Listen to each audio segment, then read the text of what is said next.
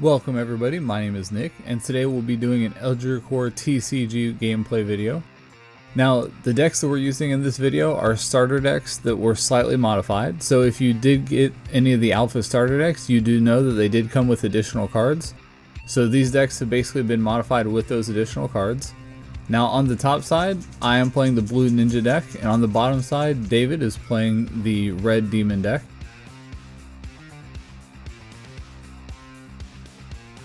So David is going to go second, so he does get the broken Eldricore Shard trinket token in his battlefield to begin the game with. Now keep in mind, in Eldricore you can only activate an ability that generates energy when you're using it to pay for something. So you can't necessarily just do it to burn the energy.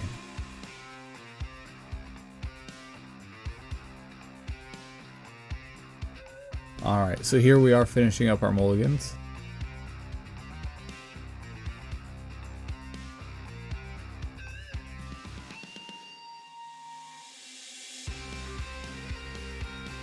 So these two decks do have pretty good matchups into each other. So blue is going to want to kind of try to control the board and, just chip away at their life as they can. And red's just going to want to go fast.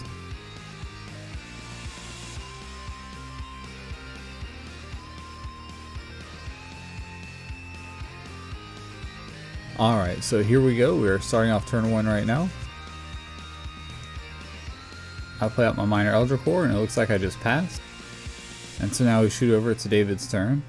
He pays 1 for a Proxus the Prankster. Now keep in mind, in Eldricore, activated abilities are considered instant speed, so he can sacrifice this to draw a card anytime that he has priority. And so now on my turn I play the Ancient Ninja Relic, which buffs one of my ninjas by 1 attack whenever I exhaust it. And then going back to David's turn, it looks like he plays a Sacrificial Portal, which when he sacrifices a follower, he may exhaust that to draw a card. So going back to my turn, I go ahead and play a Swift Assassin, which is a 1/1 that draws a card on play. And I follow that up with a Whirlwind Shinobi, who's a 3/1. I go ahead and swing that into his Eldricore. Now it looks like he's considering blocking.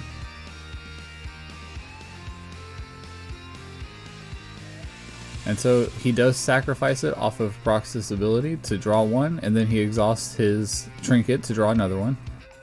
Now, because the Swift Assassin was the first card I played this turn, he does have Tenacious, which means he stands up once per turn when he attacks. So I did go ahead and just ping David for 1 and then stand him back up to use him as a blocker. So now David plays Belzar the Trickster. So on play he can deal 1 damage to any target, so he hits my 3/1. And then he swings at me for 2. Now it looks like off that I did get 2 different saviors, but here I did choose to play the Master Defender. So on play he gives an opponent -1 attack per turn, which doesn't really matter because he just passes anyway. Alright, so now we're going into my 4 energy turn. Let's see what I do here.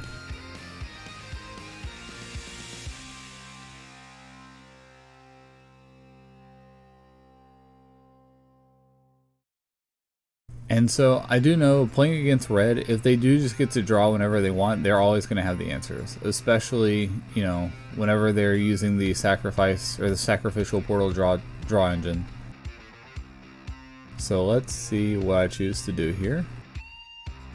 And it looks like I did choose to use Night Mission to steal the trinket. And then in response, David does sacrifice his Proxus to draw 2. 1 using the trinket and 1 from the Proxus ability. And so then I go ahead and swing my Master Defender into his Belzar, but he activates his Eldricore at instant speed to give it +1/+1 for the turn, so they do trade, because his was a 2/2 that became a 3/3, and mine was just a 3/3.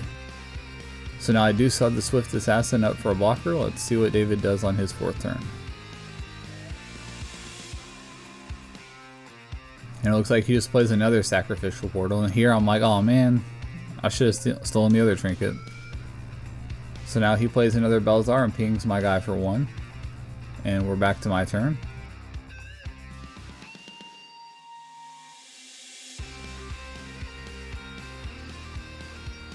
Alright, so here I play the Celestial Shadow Dancer.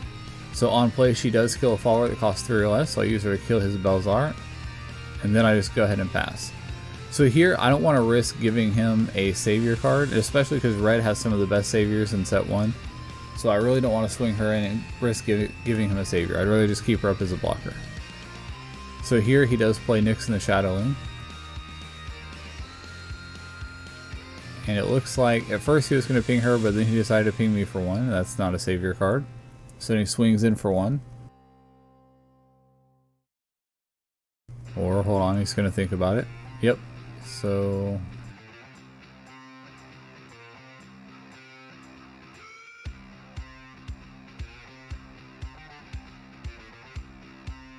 it looks like he does decide to swing in for 1, and that is also not a savior card.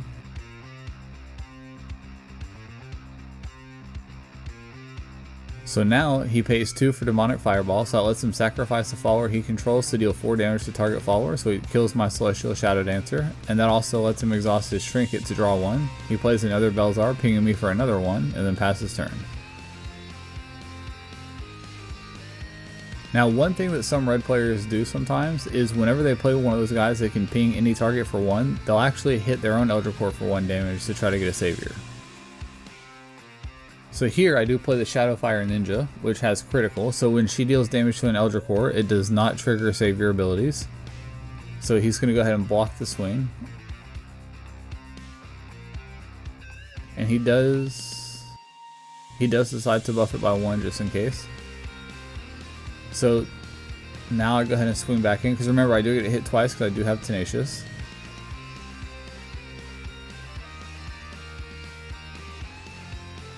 And then I just go ahead and pass back to him.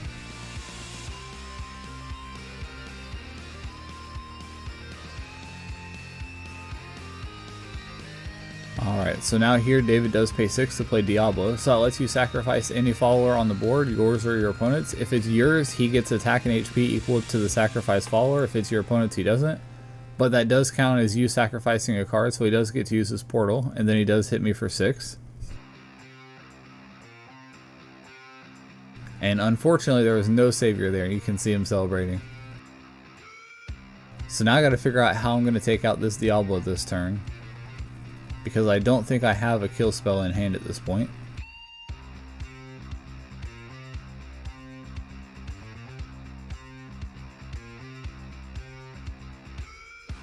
So I know he still has his Eldricore ability, so he can buff the Diablo up to 7 HP as well. So I'm trying to make sure that I account for that whenever I make my plays here. So I do play the Rising Moon Ninja, which lets me play a 1 cost from my graveyard. And so I do play the Swift Assassin, which lets me draw a card on play. Because I know realistically, I'm probably going to have to run whatever I play into his Diablo to kill it anyway. So here I go ahead and swing. And I activate my Trinket. So now my Rising Moon Ninja has 4 attack going into 6 health Diablo. So then once I get priority back, I also cast Quick Stab to add 2 more damage to it to make it 6. But in response, he does use his Eldricore to buff it by 1. And then I finish off with the Swift Assassin. So now here I play another Rising Moon Ninja. And here I'm trying to figure out if I want the critical guy or if I want to draw 1.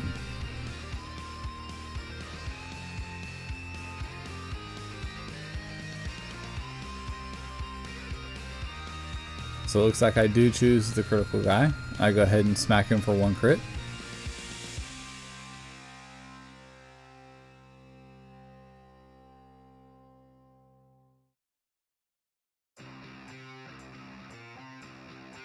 So back over to David's turn, it looks like he plays the Abyssal Ravager. So whenever this card takes damage and doesn't die, he gains a +1/+1 counter. And that is permanent, so if you don't take care of this, it can get pretty out of control. So he swings into the Ninja. So the Ninja does deal 1 damage back to him, so he does gain a +1/+1 counter. And now here he does play Zephyrus the Enchanting. So Zephyrus has Brutal, which means whenever she swings in, if I choose to block, which I do, the excess damage that goes over my HP total does get dealt to my Eldricore. So she has 4 attack and the Rising Moon Ninja has 2 HP, so that means I'll take 2 damage to my Eldricore here. And no savior, unfortunately. And now David does pass it back to me.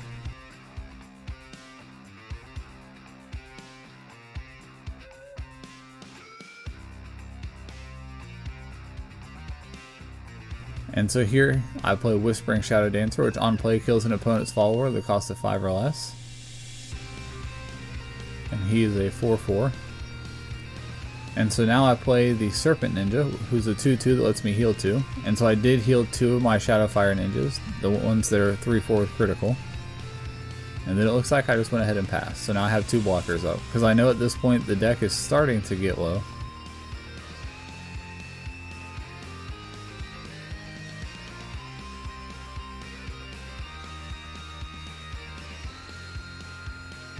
So now back to David's turn.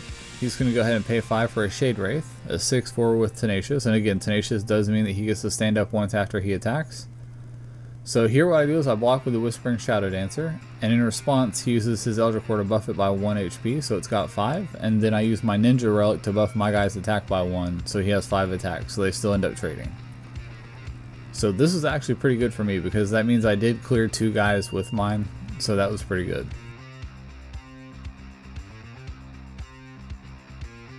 And so now David does play another Zephyrus the Enchanting. So that is again a 4/2 with Brutal. And so now let's see if he holds her up as a blocker.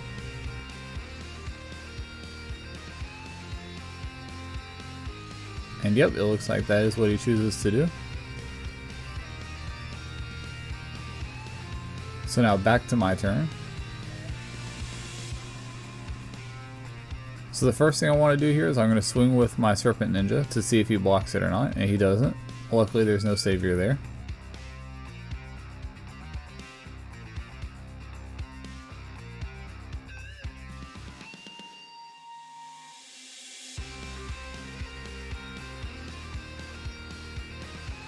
Alright, so now I do play Swift Strike, which deals 3 damage to all opposing followers. So that's definitely a feels bad man moment, but it was my only way to get her off the board this turn.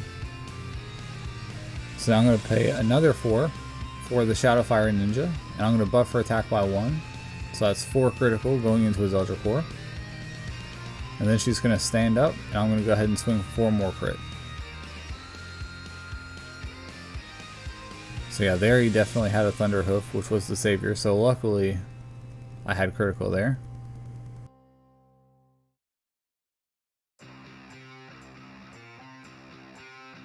So here he's going to play Nixon the Shadowing and ping the Serpent Ninja for 1 damage. And so now it looks like he's probably going to go ahead and swing into it to finish him off. Yep.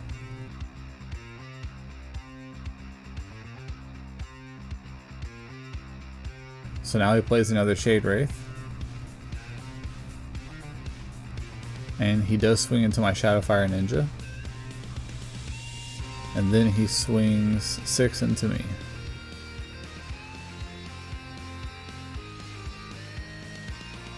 And so the 3 damage he got from Shadowfire Ninja is pretty relevant, because blue does have a savior that can deal 2 damage to a follower. So if I had gotten that savior, it would have finished him off. But it looks like I did get a Master Defender instead.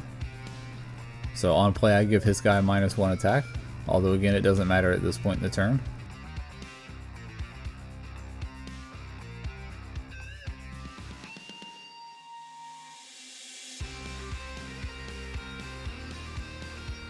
And it looks like David just passes.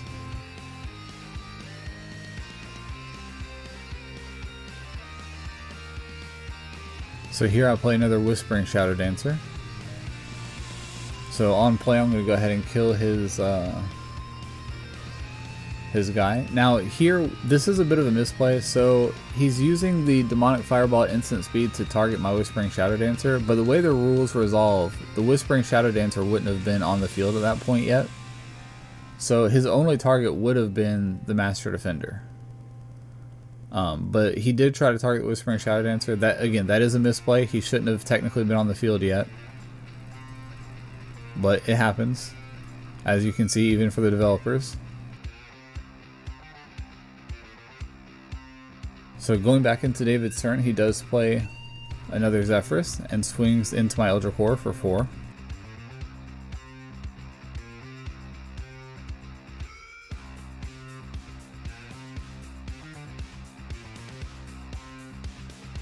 And now he sacrifices Zephyrus to play Hades the Dreadlord from his hand for free with his ability. and he swings in for 6 because he uses his Eldricore to buff him by +1/+1. And I do go ahead and block it and use my trinket to buff my guy by 1 attack. So now here it looks like he's thinking about playing a Thunderhoof.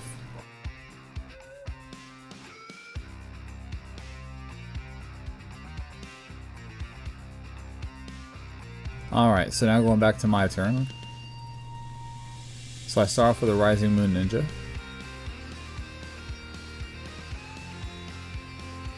And I assume off of this I'm probably going to go with a critical guy. Now, at this point, David's deck is getting pretty low.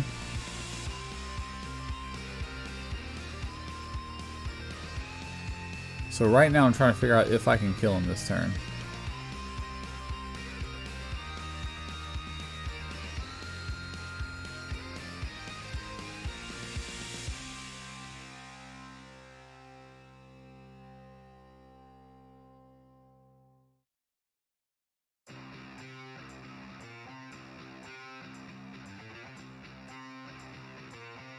So what I need is for him to not hit a savior off of this card, or this attack.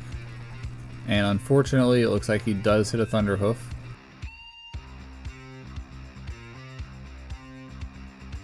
So now I believe he has exactly 5 cards remaining in deck.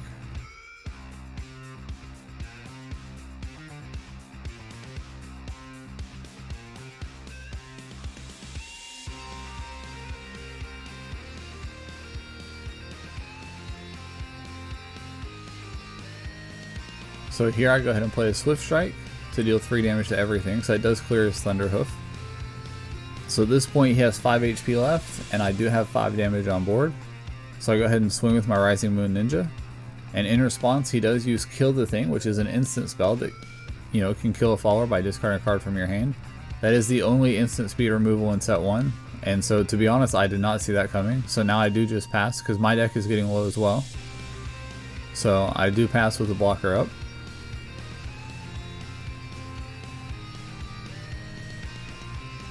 So now David pays 3 for a Thunderhoof.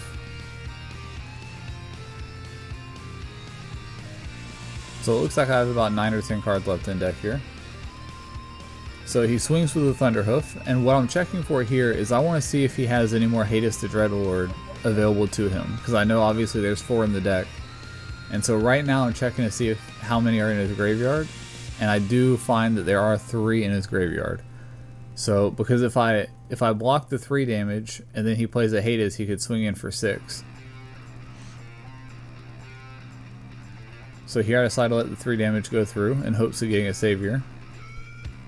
And I do get a savior, but it's the one that deals 2 damage to a follower, and in this point it's not super relevant.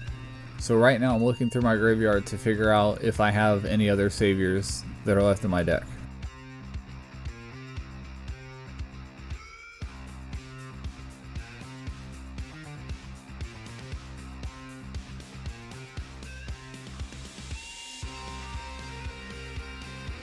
Alright, so after looking through the graveyard, I decide not to use Savior.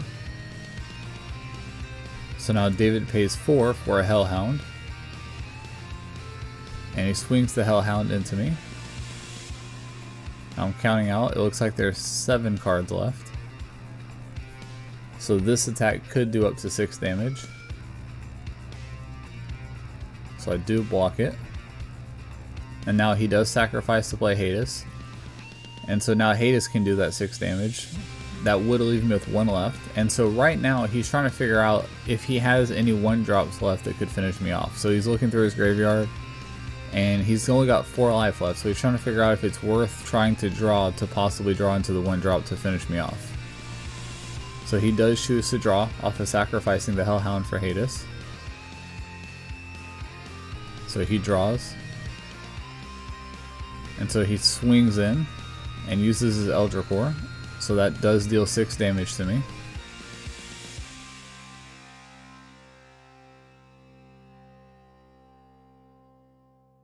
And no savior there, unfortunately.